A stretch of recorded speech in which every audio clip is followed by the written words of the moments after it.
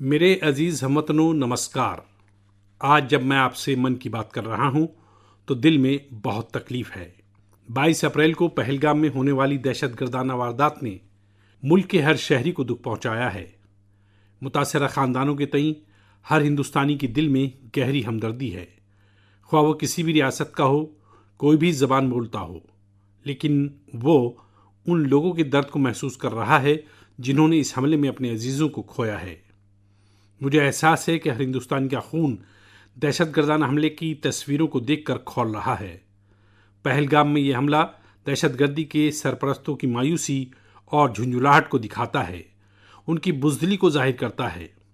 ایک ایسے وقت کہ جب کشمیر میں امن بحال ہو رہا تھا، اسکول کالجوں میں ایک وائبرنسی تھی، تعمیراتی کاموں میں بے مثال تیزی آ رہی تھی، جمہوریت مضبوط ہو رہی تھی، سیاحوں کی تعداد میں ریکارڈ اضافہ ہو رہا تھا، لوگوں کی آمدنی بڑھ رہی تھی، نوجوانوں کے لیے نئے مواقع پیدا ہو رہے تھے۔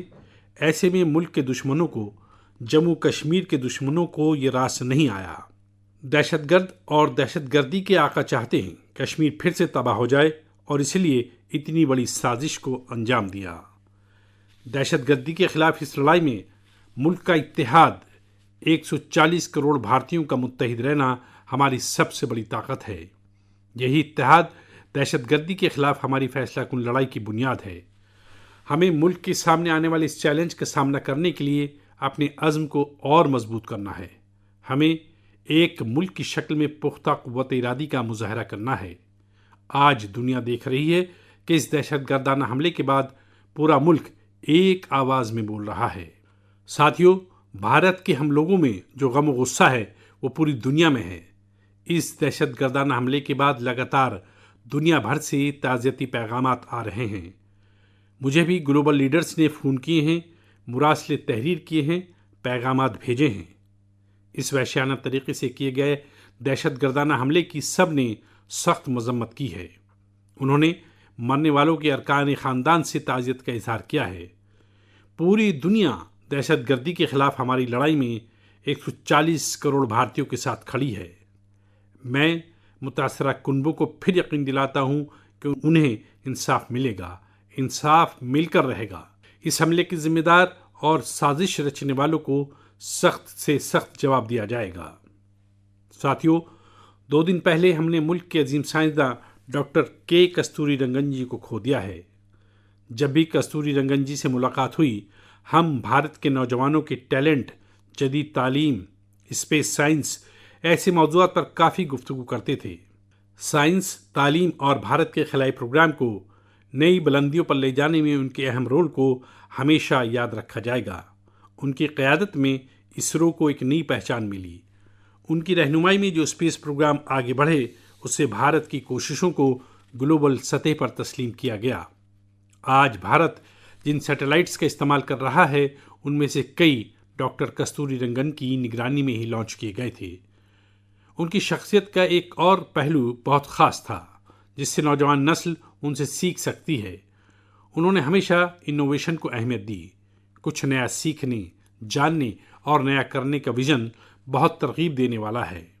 ڈاکٹر کے کستوری رنگن جی نے ملک کی نئی قومی تعلیمی پالیسی تیار کرنے میں بھی بہت بڑا رول ادا کیا تھا۔ ڈاکٹر کستوری رنگن 21ویں صدی کے جدید ضروریات کے مطابق فارورڈ لوکنگ ایجوکیشن کا نظریہ لے کر آئے تھے۔ ملک کی بے لوث خدمت اور ملک کی تعمیر میں ان کے اہم رول کو ہمیشہ یاد رکھا جائے گا۔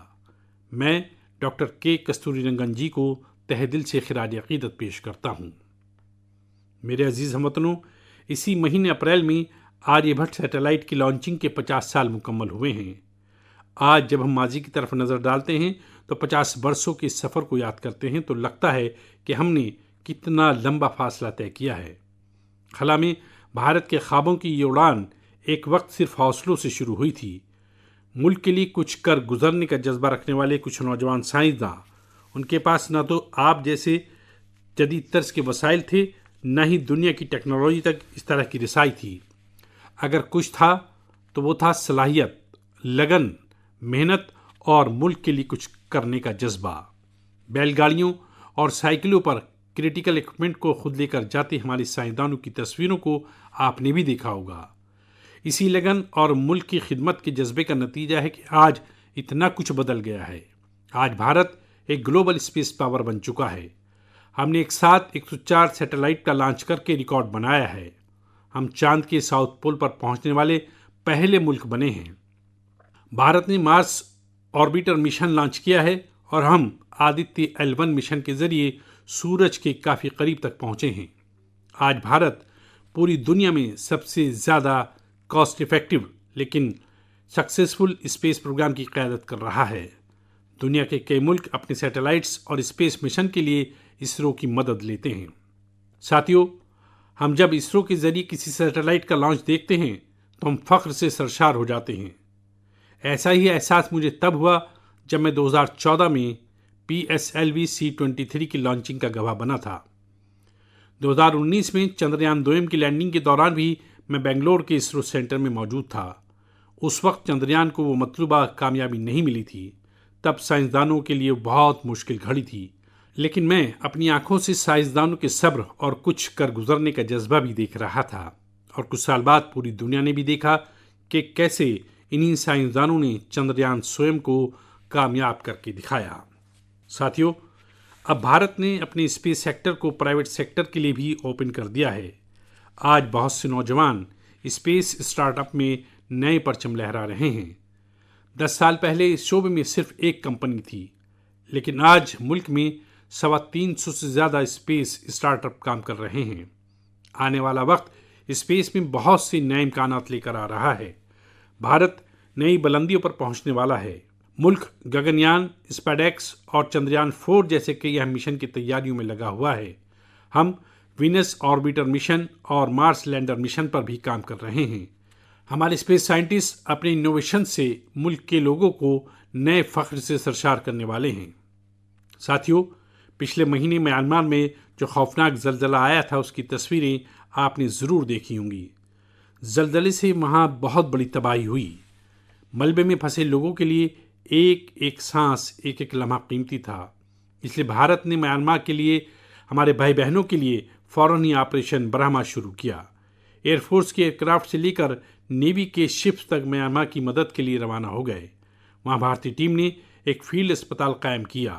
انجینئروں کی ایک ٹیم نے اہم عمارتوں اور انفراسٹرکچر کو ہونے والے نقصان کا تخمینہ لگانے میں مدد کی۔ بھارتی ٹیم نے وہاں کمبل، ٹینٹ، سلیپنگ بیگز، دوائیں، غذائی اشیاء کے ساتھ ہی اور بھی بہت ساری چیزوں کی سپلائی کی۔ اس دوران بھارتی ٹیم کی وہاں کے لوگوں نے بہت تعریف بھی کی۔ ساتھیوں، اس بحران میں ہمت، صبر اور سمجھ بوجھ کی کئی متاثر کن مثالیں بھی سامنے آئیں۔ بھارت کی ٹیم نے 70 سال سے زیادہ عمر کی ایک بزرگ خاتون کو بچایا جو ملبے میں 18 گھنٹوں سے دبی ہوئی تھیں۔ جو لوگ ابھی ٹی وی پر من کی بات دیکھ رہے ہیں انہیں اس بزرگ خاتون کا چہرہ بھی نظر آ رہا ہوگا۔ بھارت سے گئی ہوئی ٹیم نے ان کے آکسیجن لیول کو اسٹیبل کرنے سے لے کر فریکچر کے ٹریٹمنٹ تک علاج کی ہر سہولت دستیاب کرائی۔ جب اس بزرگ خاتون کو اسپتال سے چھٹی ملی تو انہوں نے ہماری ٹیم کا بہت شکریہ ادا کیا۔ انہوں نے کہا کہ بھارت کی بچاؤ ٹیم کی وجہ سے انہیں نئی زندگی ملی ہے۔ بہت سے لوگوں نے ہماری ٹیم کو بتایا کہ ان کی وجہ سے وہ اپنے دوستوں اور رشتہ داروں کو ڈھونڈنے میں کامیاب رہے۔ ساتھیوں، زلزلے کے بعد میانمار میں مالے کی مونیسٹری میں بھی کئی لوگوں کے پھنسے ہونے کا اندیشہ تھا۔ ہمارے ساتھیوں نے یہاں بھی راحت اور بچاؤ مہم چلائی۔ اس کی وجہ سے انہیں بودھ راہبوں کا بہت آشیرواد ملا۔ ہمیں آپریشن برہما میں حصہ لینے والے سبھی لوگوں پر بہت فخر ہے۔ ہماری روایت ہے، ہماری اقدار ہیں، وسودھیو کٹمبکم کا جذبہ، یعنی پوری دنیا ایک کنبہ ہے۔ بحران کے وقت وشوامتر کی شکل میں بھارت کی تیزی کے ساتھ قدم اٹھانے اور انسانیت کے تئیں بھارت کا پختہ عزم ہماری پہچان بن رہی ہے۔ ساتھیوں، مجھے افریقہ کے ایتھوپیا میں غیر مقیم بھارتی افراد کی ایک اختراعی کوشش کا پتہ چلا۔ ایتھوپیا میں رہنے والے بھارتیوں نے ایسے بچوں کو علاج کے لیے بھارت بھیجنے کی پہل کی ہے جو پیدائش سے ہی دل کے امراض میں مبتلا ہیں۔ ایسے بہت سے بچوں کی بھارتی کنبے مالی مدد کر رہے ہیں۔ اگر کسی بچے کا کنبہ پیسے کی وجہ سے بھارت آنے سے قاصر ہے تو اس کا بھی انتظام ہمارے بھارتی بھائی بہن کر رہے ہیں۔ کوشش یہ ہے کہ سنگین امراض میں مبتلا ایتھوپیا کے ہر ضرورت مند بچے کو بہتر علاج ملے۔ غیر مقیم بھارتی افراد کے اس نیک کام کی ایتھوپیا میں بھرپور ستائش کی جا رہی ہے۔ آپ جانتے ہیں کہ بھارت میں میڈیکل سہولیات لگاتار بہتر ہو رہی ہیں۔ اس کا فائدہ دوسرے ملک کے شہریوں کو بھی مل رہا ہے۔ ساتھیوں، کچھ ہی دن پہلے بھارت نے افغانستان کے لوگوں کے لیے بڑی مقدار میں ویکسین بھی بھیجی ہے۔ یہ vaccine rabies, tetanus, hepatitis B اور انفلوئنزا جیسی خطرناک بیماریوں سے بچاؤ میں کام آئے گی۔ بھارت نے اس ہفتے نیپال کی درخواست پر وہاں دوائیں اور ویکسین کی بڑی کھیپ بھیجی ہے۔ ان میں تھیلیسیمیا اور سیکل سیل ڈیزیز کے مریضوں کے لیے بہتر علاج یقینی بنایا جا سکے گا۔ جب بھی انسانیت کی خدمت کی بات آتی ہے تو بھارت ہمیشہ اس میں پیش رہتا ہے اور مستقبل میں بھی ایسی ہر ضرورت میں ہمیشہ آگے رہے گا۔ ساتھیوں، ابھی ہم ڈیزاسٹر مینجمنٹ کی بات کر رہے تھے، اور کسی بھی قدرتی آفت سے پیدا حالات سے نمٹنے میں بہت اہم ہوتی ہے آپ کی الرٹنس، آپ کا چوکس رہنا۔ اس الرٹنس میں اب آپ کو اپنے موبائل کے ایک اسپیشل ایپ سے مدد مل سکتی ہے۔ یہ ایپ آپ کو کسی قدرتی آفت میں پھنسنے سے بچا سکتا ہے، اور اس کا نام بھی ہے سچیت۔ سچیت ایپ بھارت کی national disaster management authority NDMA نے تیار کیا ہے۔ سیلاب، سائیکلون، لینڈ سلائیڈ، سونامی، جنگلوں کی آگ، برف کے تودے گرنے، آندھی، طوفان یا پھر بجلی گرنے جیسی قدرتی آفات ہوں، سچیت ایپ آپ کو ہر طرح سے انفارمڈ اور پروٹیکٹڈ رکھنے کی کوشش کرتا ہے۔ اس ایپ کے ذریعے آپ موسمیات محکمے سے وابستہ اپڈیٹس حاصل کر سکتے ہیں۔ خاص بات یہ ہے کہ سچیت ایپ علاقائی زبانوں میں بھی بہت سی معلومات فراہم کرتا ہے۔ اس ایپ کا آپ بھی فائدہ اٹھائیں اور اپنے تجربے سے ہمیں ضرور واقف کرائیں۔ میرے عزیز ہم وطنوں، آج ہم پوری دنیا میں بھارت کے ٹیلنٹ کی تعریف ہوتے دیکھتے ہیں۔ بھارت کے نوجوانوں نے بھارت کے بارے میں دنیا کا نظریہ بدل دیا ہے، اور کسی بھی ملک کے نوجوانوں کی دلچسپی کس طرف ہے، کدھر ہے، اس سے یہ معلوم ہوتا ہے کہ ملک کا مستقبل کیسا ہوگا۔ آج بھارت کا نوجوان سائنس، ٹیکنالوجی اور انوویشن کی سمت بڑھ رہا ہے۔ ایسے علاقے جن کی پہچان پہلے پسماندہ ہونے اور دوسری وجوہات سے ہوتی تھی، وہاں بھی نوجوانوں نے ایسی مثالیں پیش کی ہیں جو ہمیں نیا اعتماد دلاتی ہیں۔ چھتیس گڑھ کے دانتے واڑہ کا سائنس سینٹر آج کل سب کی توجہ کا مرکز بنا ہوا ہے۔ کچھ وقت پہلے تک دانتے واڑہ کا نام صرف تشدد اور انتشار کے لیے جانا جاتا تھا، لیکن اب وہاں ایک سائنس سینٹر بچوں اور ان کے والدین کے لیے امید کی نئی کرن بن گیا ہے۔ اس سائنس سینٹر میں جانا بچوں کو بہت پسند آ رہا ہے۔ وہ اب نئی نئی مشینیں بنانے سے لے کر ٹیکنالوجی کا استعمال کر کے نئے پروڈکٹس بنانا سیکھ رہے ہیں۔ انہیں 3D پرنٹرز اور روبوٹک کاروں کے ساتھ ہی دوسرے انوویٹیو چیزوں کے بارے میں جاننے کا موقع ملا ہے۔ ابھی کچھ وقت پہلے میں نے گجرات سائنس سینٹر میں بھی سائنس گیلریز کا افتتاح کیا تھا۔ ان گیلریز سے جھلک ملتی ہے کہ جدید سائنس کا پوٹینشیل کیا ہے، سائنس ہمارے لیے کتنا کچھ کر سکتی ہے۔ مجھے جانکاری ملی ہے کہ ان گیلریز کو لے کر وہاں بچوں میں بہت جوش ہے۔ سائنس اور انوویشن کے تئیں یہ بڑھتی ہوئی دلچسپی ضرور بھارت کو نئی بلندیوں پر لے جائے گی۔ میرے عزیز ہم وطنوں، ہمارے ملک کی سب سے بڑی طاقت ہمارے 140 کروڑ شہری ہیں، ان کی صلاحیت اور ان کی قوت ارادی ہے۔ جب کروڑوں لوگ ایک ساتھ کسی مہم میں شامل ہوتے ہیں تو اس کا اثر بھی بہت بڑا ہوتا ہے۔ اس کی ایک مثال ہے ایک پیڑ ماں کے نام۔ یہ مہم اس ماں کے نام ہے جس نے ہمیں جنم دیا، اور یہ اس دھرتی ماں کے لیے بھی ہے جو ہمیں اپنی گود میں لیے رہتی ہے۔ ساتھیوں، 5 جون کو ماحولیات کے عالمی دن کے موقع پر اس مہم کا 1 سال پورا ہو رہا ہے۔ اس 1 سال کے دوران اس مہم کے تحت ملک بھر میں ماں کے نام 140 کروڑ سے زیادہ درخت لگائے گئے ہیں۔ بھارت کی اس پہل کو دیکھتے ہوئے ملک کے باہر بھی لوگوں نے اپنی ماں کے نام پر درخت لگائے ہیں۔ آپ بھی اس مہم کا حصہ بنیں تاکہ 1 سال پورے ہونے پر اپنی شمولیت پر آپ فخر کر سکیں۔ ساتھیوں، درختوں سے ٹھنڈک کا احساس ہوتا ہے، درختوں کے سائے میں گرمی سے راحت ملتی ہے، یہ ہم سب جانتے ہیں۔ لیکن گزشتہ دنوں میں نے اسی سے وابستہ ایک اور ایسی خبر دیکھی جس نے میری توجہ مبذول کرائی۔ گجرات کے احمد آباد شہر میں پچھلے کچھ برسوں میں 70 لاکھ سے زیادہ درخت لگائے گئے ہیں۔ ان درختوں سے احمد آباد میں گرین ایریا کافی بڑھ گیا ہے۔ اس کے ساتھ ساتھ سابرمتی دریا پر ریور فرنٹ بننے سے اور کانکریا جھیل جیسی کچھ جھیلوں کی تعمیر نو سے یہاں واٹر باڈیز کی تعداد میں بھی اضافہ ہوا ہے۔ اب نیوز رپورٹس کہتی ہیں کہ گزشتہ کچھ برسوں میں احمد آباد گلوبل وارمنگ سے لڑائی لڑنے والے بڑے شہروں میں سے ایک ہو گیا ہے۔ اس تبدیلی کو ماحولیات میں آنے والی ٹھنڈک کو وہاں کے لوگ بھی محسوس کر رہے ہیں۔ احمد آباد میں لگے درخت وہاں نئی خوشحالی لانے کی وجہ بن رہے ہیں۔ میری آپ سب سے پھر اپیل ہے کہ کوریئرز کی صحت ٹھیک رکھنے کے لیے، کلائمیٹ چینج کے چیلنجوں سے نمٹنے کے لیے اور اپنے بچوں کا مستقبل محفوظ بنانے کے لیے درخت ضرور لگائیں۔ ایک پیڑ ماں کے نام۔ ساتھیوں، ایک بڑی پرانی کہاوت ہے، جہاں چاہ وہاں راہ۔ جب ہم کچھ نیا کرنے کا تہیہ کر لیتے ہیں تو منزل بھی ضرور ملتی ہے۔